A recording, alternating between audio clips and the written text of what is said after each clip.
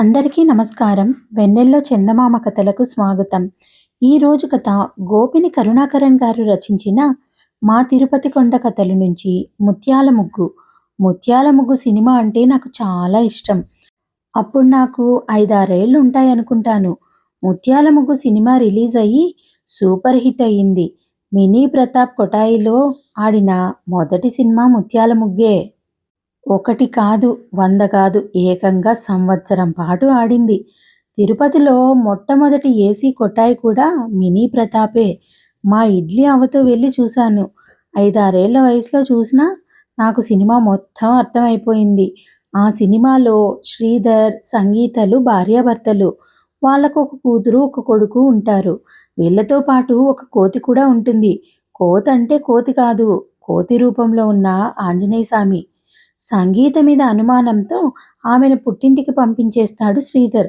అప్పుడు ఈ పిల్లలు వాళ్ళ అమ్మ కడుపులో ఉంటారు. వాళ్ళు పుట్టి పెద్దవాళ్ళయి కోతి సహాయంతో వాళ్ళ అమ్మా నాన్నని కలుపుతారు.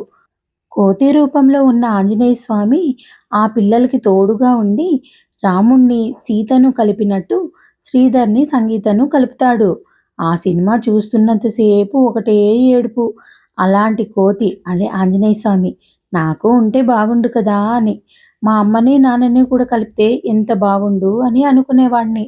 ముత్యాల ముగ్గు సినిమాలో మీ అమ్మా నాన్న గొడవేంటి అంటారా? నేను చెప్పబోయే అసలు కథ ఇదే. మా గుడ్డవ్వ పట్టుబట్టి మా యమ్మ మా నాయనకి పెళ్ళైతే చేసింది కానీ వాళ్ళ చేత కాపురం చేయించలేకపోయింది. మా అమ్మేమో తిరుమల కొండ మీద టౌన్లో పుట్టింది. మా నాయనదేమో పల్లెటూరు. మా అమ్మేమో చదువుకుంది. మా నాయన చదువు అంతంత మాత్రమే.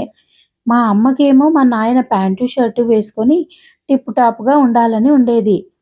చూసిన సినిమాల్లో ఉన్నట్టు చదివిన ఎద్దనపూడి, అరికెపూడి, కౌసల్యాదేవి నవలల్లో హీరో ఉన్నట్టు మా నాయన ఉండాలని ఊహించేదనుకుంటా. మా నాయనేమో రైతు, పంచె కట్టుకునేవాడు. పొద్దస్తమానం చేనులోనో మడిలోనో మడక దున్నుతూ సేద్యం చేసుకుంటూ ఉండేవాడు. ఒట్టి మట్టి మనిషి. మా అమ్మ కాపురానికి వచ్చినప్పుడు మా ఊరు, మా ఇల్లు ఎలా ఉండేదో గుర్తు చేసుకొని మా నాయన్ని ఇప్పటికీ దెప్పిపొడుస్తూనే ఉంటుంది. ఊరంటే ఊరా అది? అడవిలో చింత చెట్ల కింద 4 పూరె గుడిసెలుంటాయి. ఆ పల్లె ముందు ఓ చెరువు ఉంటుంది. ఆ చెరువులో కప్పలు చేసే బెకబెకమని శబ్దాలు. ఇంటి ముందే పశువుల కొట్టం. అసికంగా పేడవాసన అబ్బబ్బా! నేను కాబట్టి మీ నాయనతో కాపురం చేసినాను. ఇంకోటైతే ఆ చింతకొమ్మలకు ఊరేసుకునేది. పెరట్లో నీళ్లు తోడుకునేదానికి మట్టి ముంతలు, ఒళ్ళు రుద్దుకునేదానికి రుద్దుడు రాయి, అన్నం వండుకునేదానికి కూర చట్టి, సంగటి చట్టి. అవి మట్టి కుండలే. అన్నం కలబెట్టుకునేదానికి టెంకాయ చిప్పతో చేసిన గరిట. వీటిని చూస్తుంటే ఏ ఆదిమ మానవుడి కాలంలోనూ కాపురం చేసినట్టుండేది నాకు. నేను కాపురానికి వచ్చినాకనే కదా మట్టి కుండల ప్లేస్లోకి రాగి అండాలు, సత్తు గిన్నెలు, స్టీలు గ్లాసులు వచ్చి చేరాయి. కాఫీలోకి బెల్లం వేసేవాళ్ళు. నేనొచ్చే చక్కెర వాడడం మొదలుపెట్టాను. ప్రతి నెల మా నాయనో, మా అమ్మో, మా అమ్మమ్మో, మా తాతో నన్ను చూడ్డానికి వచ్చేవాళ్ళు. వచ్చేటప్పుడు చాక్లెట్సు, బిస్కెట్సు, స్వీట్సు, కాఫీ పొడి, చక్కెర, ఉద్దిపప్పు ఒకటేమిటి నెలకు సరిపడా సరుకులన్నీ మూటలు కట్టుకొని వచ్చేవాళ్ళు. వీటితో పాటు నేను చదువుకునేదానికి వారపత్రికలు, మాసపత్రికలు పట్టుకొచ్చేవాళ్ళు. ఆ నెలంతా వాటితోనే కాలక్షేపం నాకు. మా నాయన నాకొక రేడియో కొనిచ్చాడు. పొద్దున్నే సుప్రభాతం, మధ్యాహ్నం కార్మికుల కార్యక్రమం, సాయంత్రం సిలోన్ నుంచి ప్రసారమయ్యే కార్యక్రమంలో మీనాక్షి పొన్నుదొరై వచ్చి వినిపించే సినిమా పాటలు. ఇవే కదా నాకు కాలక్షేపం. సాయంత్రం అయితే చాలు, అడవి మనుషులు వచ్చి కూర్చున్నట్టు పల్లె పల్లెంతా వచ్చి కూర్చుని రేడియో పాటలు వినేవాళ్ళు. అడవి మనుషులకేం తెలుసు, నేనొచ్చి నాగరికత నేర్పించాను మీకు అని. సందు దొరికినప్పుడల్లా మా నాయన మీద కసి తీర్చుకునేది మా అమ్మ. మా అమ్మ ఇంత సోది చదివితే, ఆ అవును గదా, కొండకోతి వచ్చి మాకు నాగరికత నేర్పించింది అని కిసుక్కున నవ్వి ఒక్క మాటతో కొట్టిపారేసేవాడు మా నాయన. ఇప్పుడైతే ఇట్లా సరసాలు ఆడుకుంటారు కానీ నా చిన్నప్పుడు మా తమ్ముడు అప్పుడు మా అమ్మ కడుపులో ఉండేవాడు. అప్పుడు మా అమ్మకి నాన్నకి పెద్ద గొడవైంది. మా అమ్మ నన్ను తీసుకుని తిరుమల కొండకు వెళ్ళిపోయింది. మా అంగడి తాత మదనపల్లి కోర్టులో కేసు వేసినాడు. కేసు 2 సంవత్సరాల పాటు నడిచింది. అప్పుడప్పుడు మా నాయన నన్ను, మా తమ్ముడిని చూడ్డానికి వచ్చేవాడు. మా పూనా సత్రం అత్త వాళ్ళ ఇంట్లో దిగేవాడు. మాతో పాటు మా మామను కానీ, మా హేమావతి పిన్నమ్మను కానీ తోడుగా పంపేది మా అమ్మ. మా నాన్న పిలిస్తే దగ్గరికి వెళ్ళేవాడిని కాదు. దూరంగా నిలబడి చూస్తూ ఉండేవాణ్ణి. ముత్యాల ముగ్గు సినిమా చూస్తుంటే ఇవన్నీ గుర్తుకొచ్చేవి. సంగీతలో మా అమ్మని, శ్రీధర్‌లో మా నాన్నని చూసుకునేవాడిని. మా అమ్మని, నాన్నని కలపాలంటే ముత్యాల ముగ్గు సినిమాలో మాదిరి నాకు ఒక కోతి కావాలి. కోతిని ఎలాగైనా సరే సంపాదించాలని నిర్ణయించుకున్నా. చిన్నప్పుడు మా కొండ మీద కోతులుండేవి. అవి కొండకు వచ్చిన పరచోళ్లను చాలా ఇబ్బందులు పెట్టేవి. వాళ్ళ మీద దాడి చేసి వాళ్ళ చేతుల్లోని వస్తువుల్ని లాక్కుపోయేవి. కోతిని చూస్తే చాలు టక్కున నిలబడిపోయేవాణ్ణి.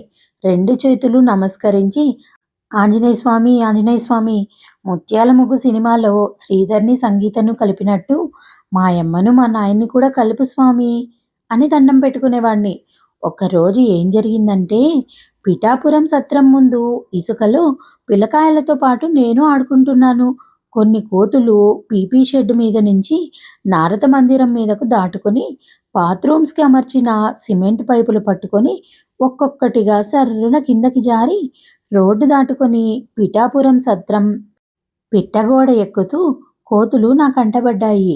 ఆఖరుగా ఓ తల్లి కోతి చంటిపిల్లను కడుపుకు కరుచుకొని పిట్టగోడ ఎక్కింది. దాని వెనకాల దాని పిల్ల అనుకుంటా. చంటిపిల్ల కంటే కొంచెం పెద్దగా ఉంది. పిట్టగోడ ఎక్కలేక కింద పడిపోయింది. కోతులన్నీ పిట్టగోడ మీద నడుస్తున్నాయి. ఇది ఎగిరెగిరి పిట్టగోడను అందుకోవడానికి ప్రయత్నించి కింద పడుతోంది. ఆ కోతిని చూస్తుంటే నాకు ఒక ఐడియా తట్టింది. ఆ కోతిని తెచ్చి పెంచుకుంటే బాగుంటుంది కదా! అది కోతి అంటే కోతి కాదు. కోతి రూపంలో ఉన్న ఆంజనేయ స్వామి. ఆంజనేయ స్వామి తోడుంటే మా యమ్మని, మా నాయన్ని ఎలాగైనా కలుపుతాడు అని మనసులో అనుకుని ఒక్క క్షణం కూడా ఆలస్యం చేయకుండా పరిగెత్తుకుంటూ పోయి ఆ కోతిని పట్టుకున్నాను. అది కీచు కీచుమని అరిచింది అంతే. పిట్టగోడ మీద నడుస్తున్న తల్లి కోతి ముందు నా మీద దూకింది. దాంతో పాటు మిగతా కోతులు కూడా నా మీద పడినాయి. నేను బిత్తరపోయినాను. అవి నా మీద పడి ఎక్కడ పడితే అక్కడ కొరికి రక్కేసినాయి. ఓయమ్మా! ఓయమ్మా! అని అరుస్తున్నాను. పద్మవ్యూహంలో అభిమన్యుడిని కౌరవులు చుట్టుముట్టినట్టు నన్ను చుట్టుముట్టినాయి. ఇంతలో రోడ్డు మీద పోయే పరసోళ్ళు కోతుల్ని బెదరగొట్టి దానికి రాళ్ళు విసిరారు. ఇది చూసి కుక్కలరాజు తాత వచ్చి తన వెంట ఉన్న కుక్కల్ని ఉసిగొల్పాడు. కుక్కలు పొయ్యి కోతుల మీద పడినాయి. అవి కుక్కల్ని చూసి బెదిరిపోయి నన్ను వదిలి పిఠాపురం గోడ ఎక్కి పారిపోయినాయి. కుక్కలరాజు తాత నన్ను చేతుల్లోకి జరుపుకుని దేవస్థానం ఆసుపత్రికి తీసుకుపోయినాడు. వారం రోజులు ఆసుపత్రిలోనే ఉన్నాను. ఇది తెలిసి మా నాయన ఊరు నుంచి వచ్చాడు. మా యమ్మ, మా నాయన రాత్రి పగలు కళ్ళల్లో ఒత్తులు వేసుకొని నన్ను కాపాడుకున్నారు. మొదట ఎదురు పడితే మాట్లాడుకునే వాళ్ళు కాదు.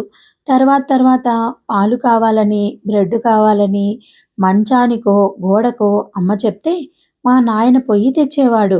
3 రోజుల తర్వాత రాత్రిపూట "నువ్వు పడుకోపో, బిడ్డను నేను చూసుకుంటాను" అని మా అమ్మ అంటే "నువ్వే పోయి పడుకోపో, నిద్రకు ఆగలేవు" అని మా నాయన అన్నాడు. అట్లా మాట మాట కలిసింది. మా అమ్మకి వసంత కాఫీ పొడి అంటే ఇష్టమని 1 కిలో తెచ్చి ఇచ్చినాడు మా నాయన. ఒకరోజు మా నాయనకి ఇష్టమని వేడి వేడిగా ఉప్పుడు బియ్యంతో చేసిన ఇడ్లీలు, ఆ ఇడ్లీల్లోకి చెనిగ్గింజల చట్నీ చేసుకొని నాష్టా పట్టుకొచ్చింది మా అమ్మ. మా నాయన ఆ పొద్దు ఆవురావురమని అన్ని ఇడ్లీలు తినేశాడు. నన్ను డిశ్చార్జ్ చేసే రోజున "ఏమే! నేను పొయ్యొస్తాను. నారు ముదిరిపోతా ఉండాది. మడి నాటాల" అని బయలుదేరుతుంటే "నేను వస్తానుండు. ఎన్నాళ్ళని అమ్మగారింట్లో ఉంటాను" అని మమ్మల్ని తీసుకొని బయలుదేరింది మా అమ్మ. ఆ మాటకు అందరూ ముక్కు మీద వేలేసుకున్నారు. ఏమైతేనేం ముత్యాల ముగ్గు సినిమాలో శ్రీధర్‌ని, సంగీతను కలిపినట్టు మా కొండ మీది కోతి కోతంటే కోతి కాదు. కోతి రూపంలో ఉన్న ఆంజనేయ స్వామి మా అమ్మను, నాయన్ని కూడా కలిపాడు. ఆకాశంలో ఇంద్రధనస్సు విరిసినట్టు మా ఇంటి ముంగిట ఏ కొమ్మ లేకుండా ముత్యాల ముగ్గు పూసింది. మా అమ్మ కాపురానికి వచ్చిన నెల రోజులకి కోర్టు వాళ్ళు నోటీసులు పంపించారు. మీరు విడాకులు తీసుకుందురు గాని వచ్చేయండని. కథ సమాప్తం. ఈ కథ మీకు నచ్చిందనుకుంటాను. నచ్చినట్టయితే లైక్ చేసి, షేర్ చేసి మా ఛానల్‌ని సబ్స్క్రైబ్ చేసుకొని ఎంకరేజ్ చేస్తారని ఆశిస్తున్నాను. Thank you.